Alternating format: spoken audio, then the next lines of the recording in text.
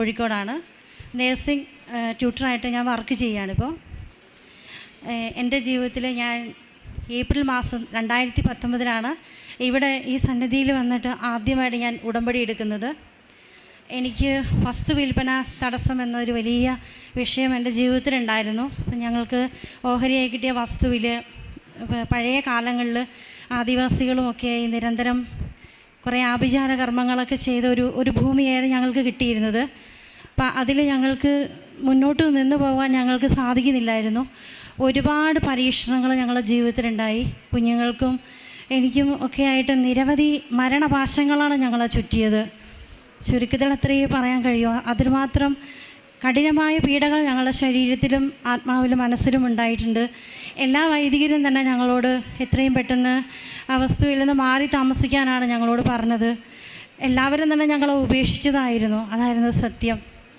ആദ്യമായി തന്നെ എൻ്റെ പരിശുദ്ധ അമ്മയ്ക്ക് 1000 നന്ദി ഞാൻ പറയുന്നു.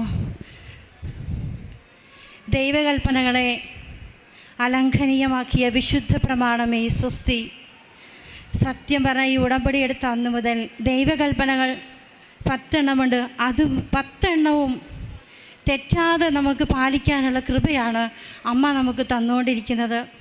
സത്യം പറഞ്ഞാൽ അന്ന് മുതൽ നിരന്തരം പള്ളിയിൽ പോകാനും പ്രാർത്ഥിക്കാനും ലോക്ക്ഡൗണിൻ്റെ സമയത്ത് പോലും അമ്മ കൃപ തന്നു. നിരന്തരമായി ബലിയർപ്പിക്കാനുള്ള കൃപ തരണേ എന്ന് ഞാൻ വെറുതെ പറഞ്ഞിട്ടുള്ളൂ അമ്മേനോട്. ഉടമ്പടി വെച്ച 6 നിയോഗങ്ങളിൽ 5 എണ്ണവും എനിക്ക് സാധിച്ചു തന്നു. അതിലേറ്റവും വലുത് കടഭാരം എന്ന് പറഞ്ഞാൽ എനിക്ക് ഒന്നും തികയാത്തൊരവസ്ഥയായിരുന്നു. ഈ വസ്തുവിൽ ഞങ്ങൾക്ക് താമസിക്കാൻ പറ്റാത്തതുകൊണ്ട് ഞങ്ങൾ വൈദികരുടെ അനുവാദത്തോടു കൂടി ഞങ്ങൾ അവിടുന്ന് സ്ഥലം മാറിപ്പോയി. പല സ്ഥലങ്ങളിലായ വാടക വീടുകൾ ഞങ്ങൾ താമസിക്കേണ്ടി വന്നു. ഏകദേശം 6 വർഷത്തോളം ഞങ്ങൾ താമസിച്ചു. ഈ വർഷങ്ങളിലെല്ലാം ഞങ്ങൾ നിരന്തരം പ്രാർത്ഥിക്കുന്നുണ്ടായിരുന്നു, ഈ വസ്തുവിൽ നിന്ന് ഞങ്ങൾക്കൊരു മോചനം തരണമേ എന്ന്. ഒരു തരത്തിലുള്ള മോചനവും ഞങ്ങൾക്ക് അവിടെ നിന്ന് ലഭിച്ചിട്ടില്ല. ഒരു തരത്തിലുള്ള ആശ്വാസവും ഞങ്ങൾ ഈ ലോകത്തിൻ്റെ ഏത് കോണിൽ പോയിട്ട് ഞങ്ങൾക്ക് ലഭിച്ചിട്ടില്ല. അവസാനം ഇവിടെ വന്ന് ഉടമ്പടി എടുത്തതിന് ശേഷവും എൻ്റെ ശരീരത്തിൽ അസാധാരണമായ വേദനകളും പ്രശ്നങ്ങളും എല്ലാം ഉണ്ടായിരുന്നു. എങ്കിലും ഞാൻ നിരാശപ്പെടാതെ ഇവിടെ നിന്ന് അമ്മയുടെ ആ മുമ്പിലുള്ള മണ്ണിൻ്റെ അല്പം എടുത്തുകൊണ്ട് പോയി വിശ്വാസത്തോടു കൂടി ഞാൻ പ്രാർത്ഥിച്ചു. കാരണം അമ്മയ്ക്കെല്ലാം സാധ്യമാണ്. അമ്മ ദൈവത്തിൻ്റെ പരിശുദ്ധമായ ജ്ഞാനമാണ് എന്ന് ഞാൻ തിരിച്ചറിഞ്ഞു. ഈ വിശ്വാസം ഞാൻ ഉറച്ചു പ്രാർത്ഥിച്ചു. എൻ്റെ കടഭാരം മാറാനായി അമ്മ എൻ്റെ ചെവിയിലൊരു വചനം പറഞ്ഞു തന്നു. കർത്താവിൻ്റെ അനുഗ്രഹം സമ്പത്ത് വർദ്ധിപ്പിക്കുന്നു, അവിടുന്ന് അതിൽ ദുഃഖം കലർത്തുന്നില്ല. ഇതിങ്ങനെ ഉരുവിട്ടുകൊണ്ട് നടക്കാൻ എന്നോട് അമ്മ പറഞ്ഞു. ഞാനതിങ്ങനെ എപ്പോഴും ഓർക്കുമ്പോഴെല്ലാം നടക്കുമ്പോഴും പോകുമ്പോഴെല്ലാം പറഞ്ഞുകൊണ്ടിരുന്നു. അസാധാരണമായ രീതിയിൽ ലോക്ക്ഡൗണിൻ്റെ സമയത്ത് ആർക്കും ഒന്നിനും വശമില്ലാതിരുന്നൊരു സമയത്ത് ഞങ്ങൾ തൊട്ടയൽവാസി ഞങ്ങളെ വിളിക്കുകയും കുറച്ച് സ്ഥലം വഴിക്കായി ചോദിക്കുകയും ചെയ്തു. ഇപ്പം ഞാൻ എൻ്റെ അവസ്ഥ പറഞ്ഞപ്പോൾ കുറച്ചെടുക്കാമോ എന്ന് ചോദിച്ചപ്പം എൻ്റെ പ്രശ്നങ്ങൾ മാറാനായിട്ട് കടഭാരം മാറാൻ ആദ്യം ഒരു ചെറിയൊരു കച്ചവടം നടന്നു. പിന്നീട് നീണ്ട വർഷങ്ങളായി ഞാൻ കാത്തിരുന്നു അമ്മ എന്തെങ്കിലും അത്ഭുതം എനിക്കായി പ്രവർത്തിക്കുമെന്ന് ഓർത്തിട്ട്. കാരണം അതിൻ്റെ ഫ്രണ്ടിലൊന്നും വിറ്റുപോകാൻ ഒരു സാധ്യതയില്ല. മെയിൻ റോഡും കാര്യങ്ങളൊക്കെ ഉണ്ടെങ്കിലും നിരവധി തടസ്സങ്ങൾ അതിനകത്തുണ്ടായിരുന്നു. എങ്കിൽ ഒട്ടും പ്രതീക്ഷിക്കാത്ത രീതിയിൽ ആ പറമ്പിൻ്റെ ഏറ്റവും പുറകിലെന്ന് വെച്ചാൽ യാതൊരു പ്രതീക്ഷയും നമുക്കില്ല. ഒരിക്കലും ഞാൻ സ്വപ്നത്തിൽ പോലും വിചാരിച്ചിട്ടില്ല അതിൻ്റെ ഏറ്റവും പുറകിലെ ഒരു ഭാഗം അമ്മ എനിക്കായി സംരക്ഷിക്കാനായി വിറ്റുതരുമെന്ന് ഞാൻ സ്വപ്നത്തിൽ വിചാരിച്ചില്ല. ഞാൻ ഇവിടുത്തെ മണ്ണെടുത്ത് പോയി ആ മണ്ണിൽ കൊണ്ട് കലർത്തി പ്രാർത്ഥിച്ചു. ആ സമയത്ത് എനിക്ക് ഒരുപാട് അടയാളങ്ങൾ കിട്ടി. ഇവിടെ നിന്നുള്ള ഉടമ്പടി കാശ് രൂപ എൻ്റെ നെഞ്ചത്ത് ഞാൻ അമർത്തി പിടിച്ചിട്ടുണ്ടായിരുന്നു. അതിൻ്റെ ഒരു ഭാഗം അടർന്ന് എൻ്റെ നെഞ്ചിൽ തന്നെ പറ്റിയിരുന്നു. ഒന്നും താഴെ ഒന്നും പോയില്ല. ഞാനതെടുത്ത് ഒട്ടിച്ചൊക്കെ വെച്ചു. ഒന്നും സംഭവിച്ചില്ല. കുറേ ശബ്ദങ്ങളും ഒച്ചപ്പാടുകളൊക്കെ അന്നേരം കേട്ടിരുന്നു. പെട്ടെന്ന് അവിടെ എല്ലാം ശാന്തമായി. ആ നിമിഷം തന്നെ എനിക്ക് പെട്ടെന്നൊരു മരക്കച്ചവടം നടക്കുകയും എനിക്ക് എൻ്റെ നിത്യവൃത്തിക്കുള്ള, അതായത് ഞാൻ കടം വാങ്ങിയാണ് ഞാൻ ആ സ്ഥലത്തേക്ക് അന്ന് പോയത് അമ്മേൻ്റെ കാശുരൂപം വെച്ച് പ്രാർത്ഥിക്കാൻ വേണ്ടി. ഞാനും കുഞ്ഞുങ്ങളും കൂടെ ഈ കാട് പിടിച്ച് കിടന്ന ഈ സ്ഥലത്തിൻ്റെ നടുക്ക് അമ്മയുടെ ഉടമ്പടി തിരിയുണ്ട്. ഇവിടുത്തെ നീലയും പച്ചയുള്ള തിരികൾ കത്തിച്ച് വെച്ച് ഞങ്ങൾ ആകാശത്തിലേക്ക് നോക്കി ഞങ്ങൾ നിലവിളിച്ച് ഞങ്ങൾ പ്രാർത്ഥിച്ചു. അമ്മ ഞങ്ങളുടെ പ്രാർത്ഥന കേട്ടു. പെട്ടെന്ന് അവിടെ പണ്ട് ഞാൻ നട്ട് ഒരു മുല്ലച്ചെടിയിൽ മുല്ലപ്പൂ അമ്മ അടയാളമായിട്ട് അമ്മയോടുണ്ടെന്നുള്ളതിന് ഒരു സൂചന എനിക്ക് തരുമോ എന്ന് ചോദിച്ചപ്പോൾ പെട്ടെന്ന് ആ മുല്ലപ്പൂവിൽ ഒരു മുല്ലപ്പൂ മാത്രം ഇങ്ങനെ ഞാൻ കണ്ടു.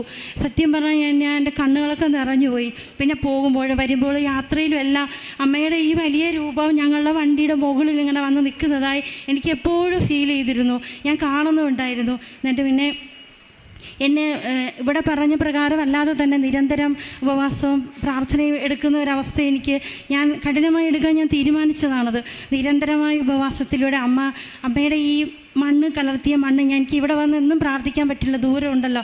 എടുത്തുകൊണ്ട് പോയിട്ട് ഞാൻ ചെറിയൊരു അടപ്പ് പോലത്തെ ഒരു പാത്രത്തിലെടുത്ത് വെച്ച് ഈ മണ്ണിനകത്ത് വെച്ച് അമ്മയുടെ ഈ നീലയും പച്ചയും തിരി ഞാൻ കത്തിച്ച് പ്രാർത്ഥിക്കാൻ തുടങ്ങി.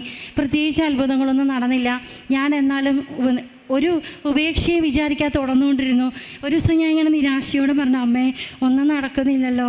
അപ്പോഴും എൻ്റെ മനസ്സിൽ പ്രത്യാശയോടെ പെട്ടെന്ന് അച്ഛൻ്റെ യൂട്യൂബിലുള്ള ഒരു വീഡിയോ ഉണ്ട്, പറന്ന് നടക്കാനുള്ള ചിറകുകൾ നിനക്കും തരും, വിജയത്തിൻ്റെ ചിറകുകൾ നിനക്കും കൈവരുന്നുള്ള വീഡിയോ ഞാൻ ഇടയ്ക്കിടയ്ക്ക് കേട്ട് എൻ്റെ വിശ്വാസം എപ്പോഴൊക്കെ കിടുന്നു അപ്പോഴെല്ലാം ഞാനത് എടുത്ത് വെച്ച് കേട്ട് ഞാൻ ശക്തി പ്രാപിക്കുകയായിരുന്നു. അങ്ങനെ ഒരു ദിവസം അതിരാവിലെ 5:30 ഇത് കത്തിച്ച് വെച്ച് പ്രാർത്ഥിച്ചപ്പോൾ അസാധാരണമായ രീതിയിൽ പച്ച മണ്ണിൻ്റെ നടുക്ക് നിന്ന് ഒരു ദീപനാളം തെളിഞ്ഞു വന്നു. അതിൻ്റെ എല്ലാ ചിത്രീകരണങ്ങളും ഫോട്ടോസും ഇവിടെയുണ്ട്. ഞാനതെല്ലാം ഇവിടെ ഏൽപ്പിച്ചിട്ടുണ്ട്.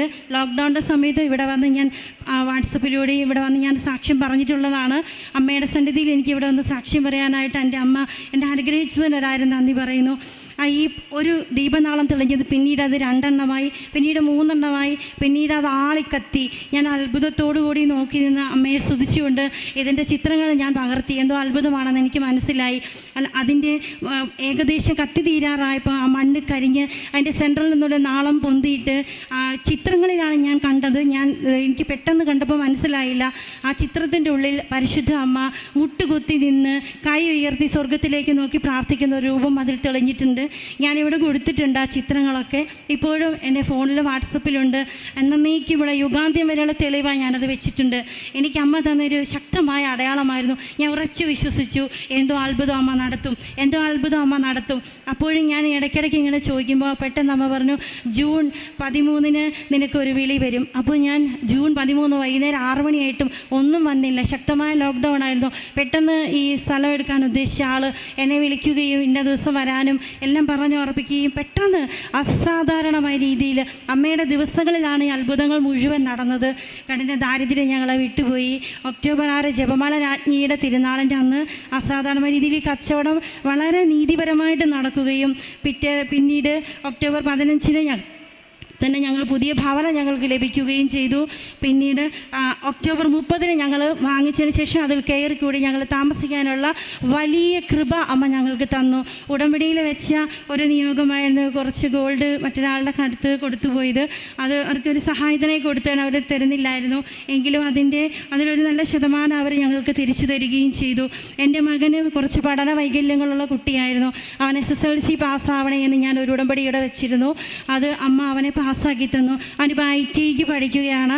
അങ്ങനെ അവൻ്റെ പഠന കാര്യത്തിലുള്ള എൻ്റെ ഉത്കണ്ഠയും അവൻ മാറ്റി തന്നിരുന്നു. പിന്നെ ഞങ്ങൾക്ക് എല്ലാറ്റിലും ഉപരി അമ്മയോട് എന്നെന്നും ഞങ്ങൾ അമ്മയുടെ കാൽപ്പാദത്തിൽ അടിയാട്ടികളാണ്. ഞങ്ങൾ അമ്മയുടെ അടിമ മാത്രമാണെന്ന് ഞങ്ങൾ ഞങ്ങൾ വിശ്വസിക്കുന്നു. ഇനി ആരെങ്കിലും എവിടെയെങ്കിലും ഇതുപോലെ വസ്തുവിൻ്റെ കച്ചവടം നടക്കാതെ വിഷമിക്കുന്നുണ്ടെങ്കിൽ നിരാശപ്പെടാതെ നിരന്തരം ശക്തി പ്രാപിച്ച് ഇതുപോലെ പ്രാർത്ഥിക്കണമെന്ന് ഞാൻ വിനീതമായി യാചിക്കുന്നു. ലോകത്തിൻ്റെ അമ്മ, നമ്മുടെ അമ്മ ഒരിക്കലും നമ്മളെ ഉപേക്ഷിക്കുകയില്ല. കാരണം അമ്മയ്ക്കെല്ലാം സാധ്യമാണ്.